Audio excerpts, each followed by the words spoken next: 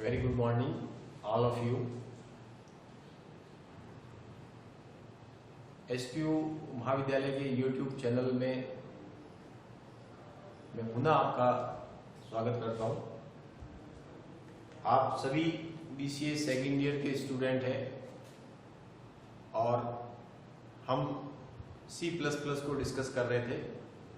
इससे previous class के अंदर हमने C++ के ओप्स के कॉन्सेप्ट को हमने डिस्कस किया था और हमने ये भी डिस्कस किया था कि C++ जो है वो C का एक्सटेंडेड वर्जन है, C का एक्सटेंडेड प्रोग्रामिंग लैंग्वेज है, जिसके अंदर हम प्रोसीजर ओरिएंटेड अप्रोच यानी POP के द्वारा और ऑब्जेक्ट ओरिएंटेड प्रोग्रामिंग स्ट्रक्चर यानी ओप्स के द्वारा दोनों ही प्रकार से हम प्रोग्राम बना सकते हैं।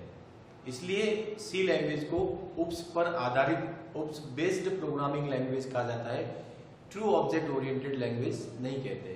ट्रू ऑब्जेक्ट ओरिएंटेड लैंग्वेज जब आप फाइनल ईयर में आएंगे तब हम जावा प्रोग्रामिंग लैंग्वेज पढ़ेंगे। जावा एक true object oriented programming language है। C++ के अंदर हम प्रोसीजर अप्रोच और ओप्स अप्रोच दोनों ही अप्रोच का प्रयोग कर सकते हैं।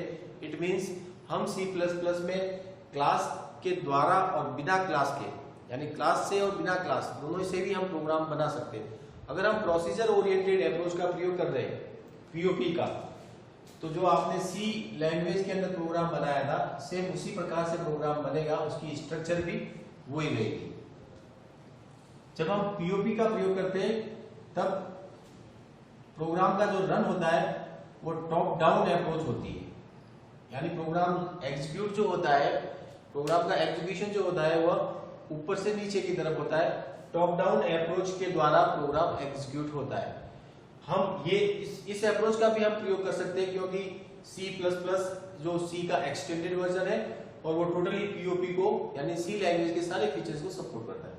अगर हम ओप्स के कॉन्सेप्ट से यानी क्लासेस के द्वारा प्रोग्राम बनाएंगे, क्लासेस का प्रयोग करते हुए प्रोग्राम बनाएंगे, तब हमारे प्रोग्राम की स्ट्रक्चर इस प्रकार की हो जाएगी। उस प्रोग्राम की बेसिक स्ट्रक्चर इस प्रकार की होगी। उसमें हमें इन्हीं सेक्शन के अंदर काम करना, इन्हीं सेक्शन से प्रोग्राम डिजाइन करना। उसके अंदर जो प्रोग्राम रन होता है, प्रोसीजर ओरिएंटेड अप्रोच जो है, प्रोसीजर ओरिएंटेड अप्रोच के अंदर प्रोग्राम ऊपर से नीचे की तरफ चलता है। तो अगर अपन ओप्स की बात करेंगे तो प्रोग्राम नीचे से ऊपर की तरफ चलेगा। इसका रीजन क्या है कि POP के अंदर सबसे पहले हम मेन मेथड को डिक्लेयर करते हैं और उसके बाद फर्दर प्रोग्राम को डिक्लेयर करते हैं। जबकि ओप्स के अंदर क्या होगा, हम अपनी क्लासेस इंक्लूड सबको डिफाइन करने के बाद में हम मेन मेथड को डिफाइन करेंगे। इसलिए तो कंपाइलर सबसे पहले मेन मेथड के पास आता है। यहाँ पे मेन मेथड ऊपर है इसलिए सबसे पहले ऊपर आएगा, उसके बाद प्रोग्राम को एग्जीक्यूट करना शुरू कर देगा, यानी कि टॉप डाउन अप्रोच। यहाँ पे मेन मेथड सबसे नीचे लिखा हुआ है तो मेन मेथड के पास आएगा, फिर प्रोग्राम को एग्जीक्यूट करेगा तो बॉटम अप अप्रोच की तरफ जाएगा, ऊपर से नीचे की तरफ प्रोग्राम एग्जीक्यूट करेगा। तो इसी basic structure of C++ program को थोड़ा सा हम डिस्कस कर लेते हैं। आप ध्यान से सुनना क्योंकि आपको इसी बेस पे प्रोग्राम बनाना है।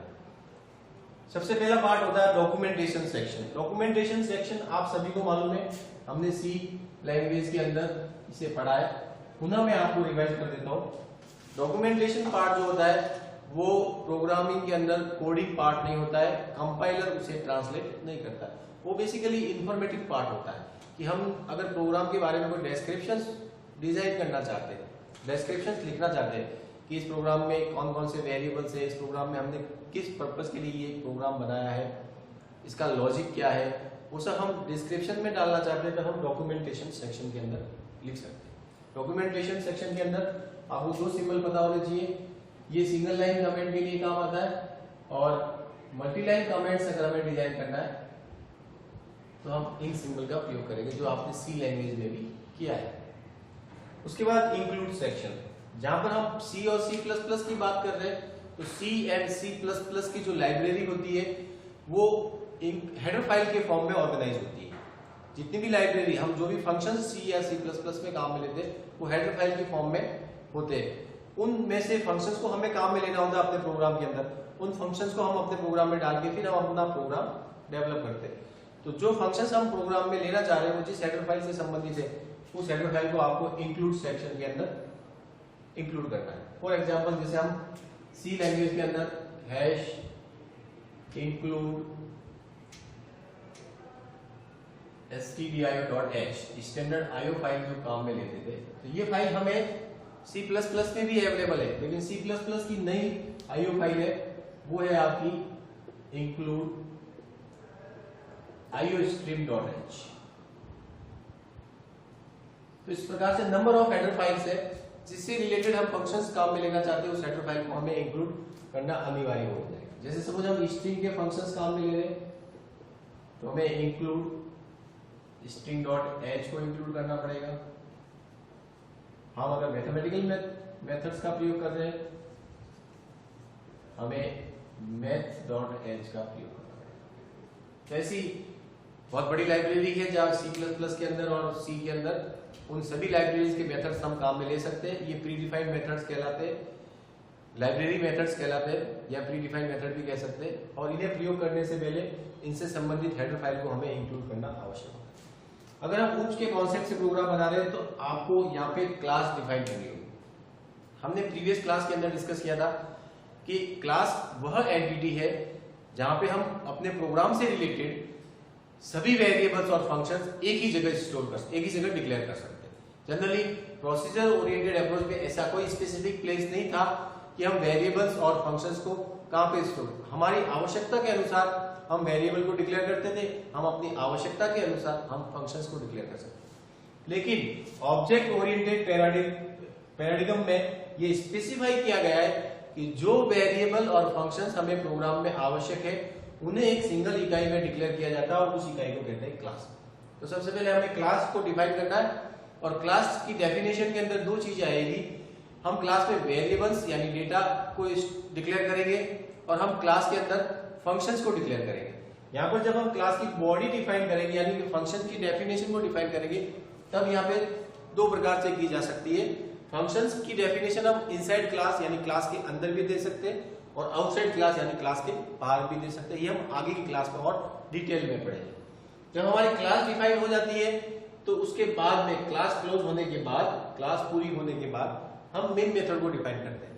तो ऊप्स का कॉन्सेप्ट जब काम में ले रहे हैं तब C++ का जो प्रोग्राम बनेगा उसके अंदर मेन मेथड सबसे नीचे आएगा। मेन फंक्शन एक कंपलसरी मैंडेटरी पार्ट है जिसको हमें अपने प्रोग्राम में लिखना ही पड़ेगा। विदाउट मेन मेथड हम कुछ भी नहीं लिख सकते। अगर आपका मेन मेथड नहीं है तो जो आपका कंपाइलर ट्रांसलेटर जो है वो आपके प्रोग्राम को ट्रांसलेट नहीं करेगा, आपके प्रोग्राम को वो रीड भी नहीं कर पाएगा, क्योंकि उसको मेन कीवर्ड का सबसे पहले वो मेन कीवर्ड को ही सर्च करता है और मेन कीवर्ड का मिलना एक कंपाइलर के लिए अनिवार्य हो जाता है C और C++ के केस के अंदर। तो जब हमारी क्लास डिफाइन हो जाएगी तो मेन मेथड डिफाइन करेंगे। मेन मेथड के अंदर इस क्लास का ऑब्जेक्ट बनेगा।